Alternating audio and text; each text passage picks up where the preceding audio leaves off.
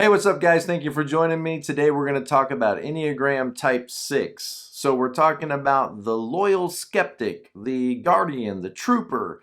And we're going to look at this list from the Enneagram Made Easy, this little book about what I like about being a 6 and what is difficult or what I don't like about being a 6. So this is kind of like what 6's like about being 6's and what 6's don't like about being 6's. And it has a little extra section in here, a little bonus section called What I Like About Being Counterphobic, or pushing back on those fears.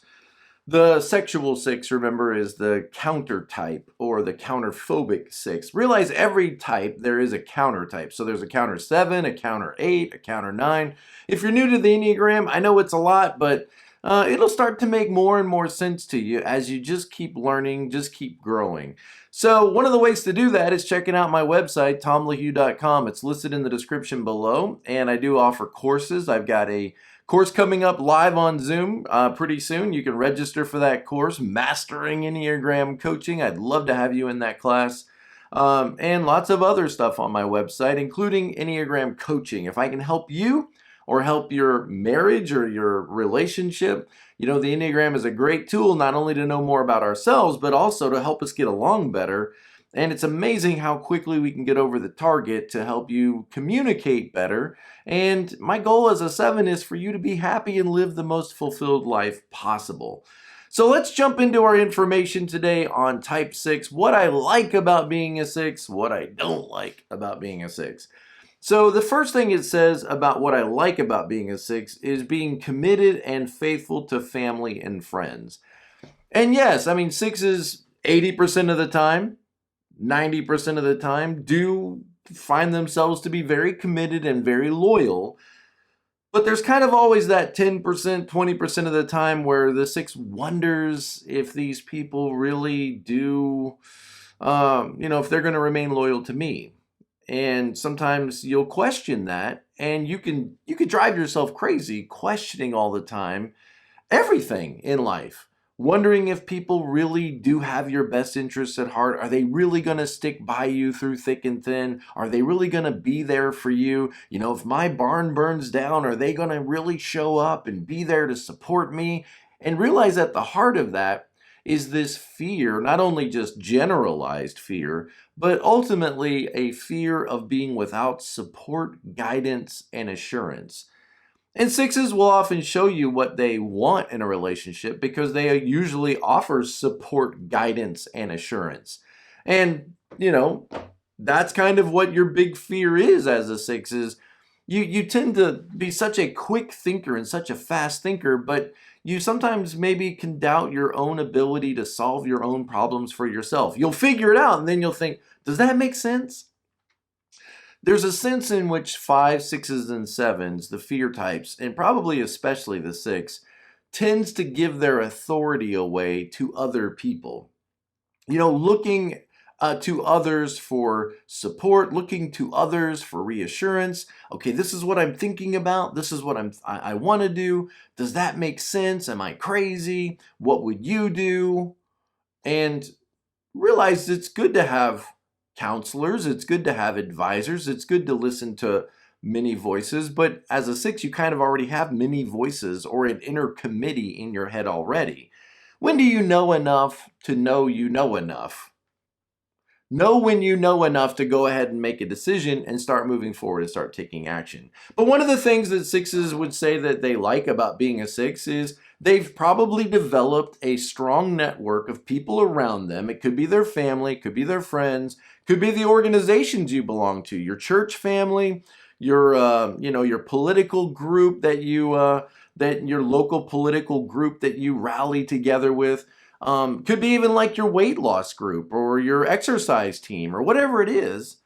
6's long for that connection and to believe that they're surrounded by people who have their best interests at heart. And you tend to be team players and you look for other people that will be team players and offer you support. So being committed and faithful to family and friends. Number 2, being responsible and hardworking. Now, that doesn't mean that every 6 is going to be responsible and hardworking, but remember, 6's are a compliant type. 6, 1, and 2 are in the compliant group. And it doesn't always mean like easy to get along with, like you comply with everybody's demands. It's more like you wake up in the morning and your agenda is given to you by all of the needs and demands of the world around you. And so you comply with what needs to be done. You're asking yourself the question, what needs to be paid attention to? What needs to be taken care of? Where do I need to focus my energy and attention on all of these immediate or, soon to be coming responsibilities? And recognize, other types like the withdrawn types, 9, 5, and 4, or the assertive types, 8, 7, and 3, may not necessarily always be wired to comply with the needs and demands and people and the needs of the people and conversations around them. So one of the things that's good about being a 6 is that sense of responsibility, that hardworking. And if your tri-type is, for example, like 613, I mean, that is a seriously devoted worker, somebody who's very much wanting to be productive and get things done and be responsible. So responsible and hardworking, yeah, I think that's right. Next is having compassion toward others. Because as a 6, you know what it's like to be an outsider at times. You know what it's like to be an underdog. And when you see somebody else that's got that dazed look in their eyes, they don't know where they fit, they don't know what's next, they're walking around the campus not sure, you're like, oh, I know what that feels like. I know what that feels like to walk around unsure of your surroundings, unsure of the relationship connections around you. I know what that feeling is, and I don't want anybody to feel like that. I don't want them to feel that apprehension, that indecision. So 6s, they might, the buddy, 6 wing 7, come alongside of you and be your guide and help you through life or help you, find where it is you're supposed to be headed. Or the 6 wing 5, the defender. And think if somebody is being picked on or somebody's being, put down or pushed down, the defender might just come and push against that threat or push against that bully. So compassionate toward others. One of the things that I think 6s do, they're not 2s, but they can look like 2s sometimes, especially self-preservation 6 can look a lot like a 2. But it's not like you're making these connections to find a sense of worth and value, like my life has meaning and purpose because I'm making a difference in everybody's life. It's more like, look, friend, I don't have a weapon in my hands. And so I'm going to compliment you, or I'm going to say something nice about you because I need a message back. Like, are you accepting of me? Are you hearing me? Are you responding to me? And when you get that smile back from somebody, oh, thank you so much. It's like this reassurance of like, okay, this person's not a threat. I'm not threatening you. So here's my hands. Let me compliment you. What beautiful shoes you have. I love your outfit. You did a great job on your speech. And see, as you give that compliment to somebody, I think maybe what you're hoping for is for them to respond in kind. And then you go, okay, I sent a positive signal and I got a positive signal back. I'm not threatening them. They're not threatening me. It's kind of like, that idea of like saluting or waving, like there's nothing in my hands. I'm not here to harm you and you're not going to harm me, right? We're all in this together. Aren't we? Aren't we all in this together? Wait, they didn't give me a positive response. They just looked at me and went, huh. I said, hey, you did a great job on your speech. And they looked at me and went, huh. I don't know about them. What do you think?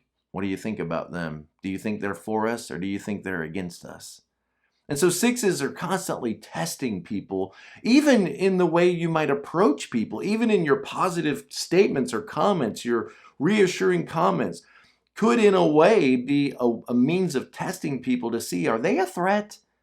Do they respond appropriately? Does this person seem to, okay, next. Having intellect and wit. Yeah, 6s are sharp. They tend to be very sharp. Their mind has been trained to, race at 100% and light speed. And so that ability to quickly think often makes them very witty, maybe sarcastic, funny. And they often don't want to hurt your feelings because they don't want you to turn against them. They want to keep those connections resilient. They want to keep those connections close, and they don't want to hurt your feelings and turn you against me. So they tend to be good conversationalists. They tend to know a lot about a lot of things, although they might doubt their knowledge of these things.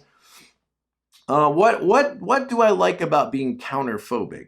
Well, number one, now remember, this is the counterphobic. Like, I feel the fear and then I'm going to push back against it. And probably every 6 to some degree has this in them if you push them far enough. You might be fight or flight. You might be flight or fawn or freeze or whatever. But push you enough and put you against the wall, and you probably got some fight in you. I always say 6s, they're kind of like otters, and then they turn into wolverines when you push too much. And so when you finally hit that wolverine, whatever it is, it might take a second, it might take 2 months of dealing with somebody before you flip into that wolverine 6. But that counterphobic, here's what the 6s say they like about being counterphobic. Number one, being a nonconformist. Because let's face it, 6s, they are kind of conformists. They are joiners. I want to join up with somebody that I think will keep me safe, or somebody that I agree with. And so this is, in my opinion, the motorcycle gang. The outlaws, the Hells Angels, the whatever. These are big, bad, and tough people that you don't want to mess with, because if you mess with one, you mess with all of them. And that's a very 6 kind of mentality, is I want to belong to a group that stands for things I believe in and that will be there to support me, and I'll be there to support them. And so 6 by nature tends to be kind of a conformist type. And I don't mean that in a bad way. Maybe, we focus on individuality so much, or individualism so much, that maybe we could emphasize conforming a little bit more to have unity in a team. I don't know if you can hear my dog barking, but my grandkids just pulled up outside, and so the Chihuahua has got to tell everybody there's kids out there, somebody's here. It's so interesting. I have a Chihuahua and a Husky, and the Husky is a terrible watchdog, and the Chihuahua is a great watchdog, but it's weird how it works. You get it. Okay. So, guys, that's kind of like a counterphobic 6, a Chihuahua. Okay, no offense, as I offend you. All right, next, being a nonconformist. So, counterphobic 6s, I think, are more likely to be more of a daredevil and push back on their fears. They don't want to feel that fear, and so they're going to confront it and maybe be a little more edgy. Next is confronting danger bravely. That's what it's all about, right? Being brave and pushing back on those fears and standing up to the stuff that makes you afraid, and trying to, in a sense, like every day for a 6, you gotta tap into bravery. I'm a 7-wing 6, and when I feel that fear or anxiety, like they say, Tom, we want to meet with you after, whatever, I'm like, I feel that. I don't like it. I hate that anxiety feeling. So I can't imagine, like, being a true 6, how often that, has got to come up, and then just deciding sometimes, like, no, I'm going to push against this. No, I'm going to push back on this. Being direct and assertive. What I like about I've known 6s that seem like 8s, especially if they have either they're counterphobic, or maybe it's their second and they're stacking. They might be a self-preservation counterphobic sexual, or social sexual.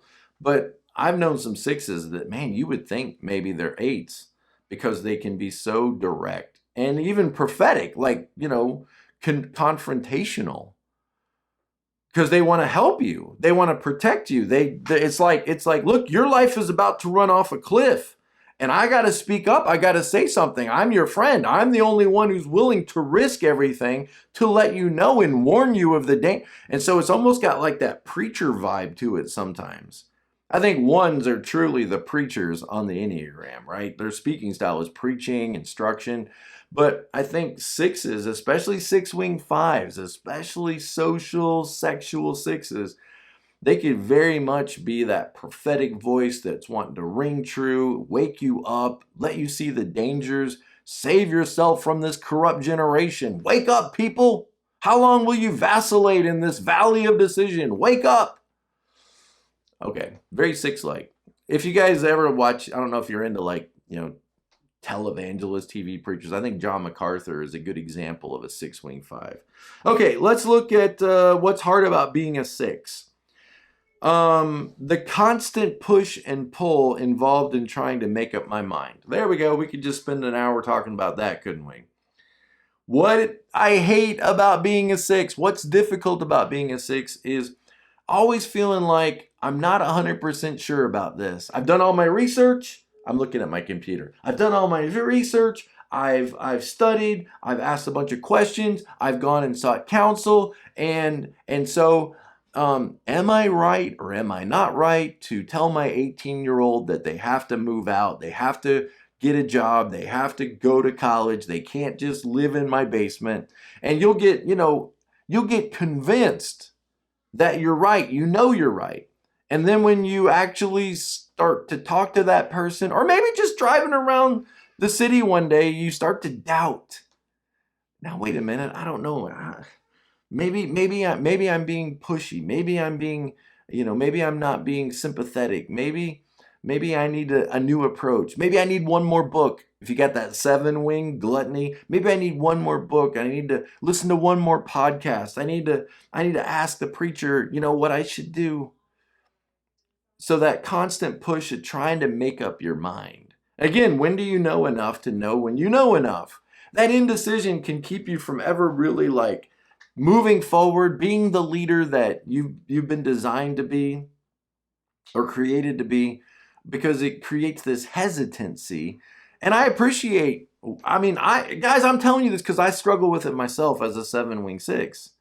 I struggle with it, and it frustrates me because I want to move forward and I want to have confidence and I want to have assurance, but then I start to spin stuff in my mind and wonder, is that really the best? What if something better comes along? What if I commit to a path and then I decide later that oh, you guys get it better than I do. Okay, next is procrastinating because of a fear of failure and having too little confidence in myself. So, there's a lot of reasons people procrastinate. Sometimes it's because they're lazy.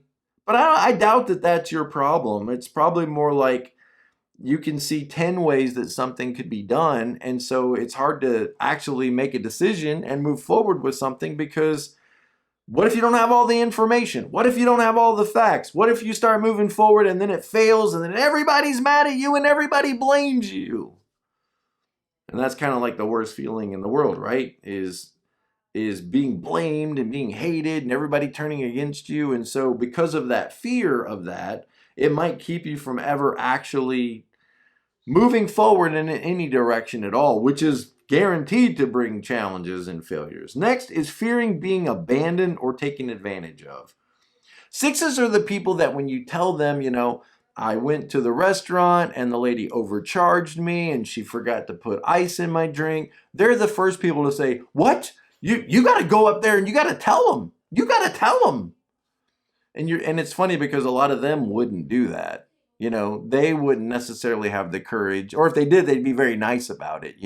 Excuse me, ma'am, I don't want to bother you, and I know you've worked really hard, and I really appreciate everything you've done. And by the way, the dessert was fantastic, but I did ask for it. But when you're telling them about your problem, they're very bold. When they're not in the middle of the crisis themselves, they're very bold to tell you, oh, you shouldn't take that from anybody. You shouldn't take that. You should just march up there and tell them. I'm like, really? Because an 8 will do that. A lot of times 8s, 1s, they might just go do that, but the 6s, after the meeting, oh, you should have told him. You should have. Mm-hmm. Fearing being abandoned or taken advantage of. Don't want to be taken advantage of. That's why it's hard for you to see other people being taken advantage of. You tend to stick up for the underdog and fight for the underdog. And fear of being abandoned, that nobody's going to want to be with you. Everybody's going to hate you. You're going to end up in the garden eating worms because nobody wants to spend Christmas with you. So you're very cautious and careful. And you often are stuck because you want to be honest and truthful with people, but at the same time, you don't want to damage the relationships. And that puts you in a bind sometimes that only you can understand. And the last couple ones here, exhausting myself by worrying or scanning for danger. It is exhausting, constantly on the lookout for what could happen. When somebody tells you, hey, we're getting ready to go to Disney World, we're going to take a week-long vacation. Disney, now you need to be careful now because you need to make sure that you stay off of this road and that road because I-4 is the most dangerous road in America. And, Kissimmee has got a lot of thieves and you got to be careful now, after dark. And it's like, oh my gosh, can we just enjoy this trip? Or why do we have to think of every worst case scenario possible that might happen? And there's that compliance, right? You're complying with reality, your version of reality. You've heard something, you've read something, and so you want to warn people. The speaking style of 6's is warning people.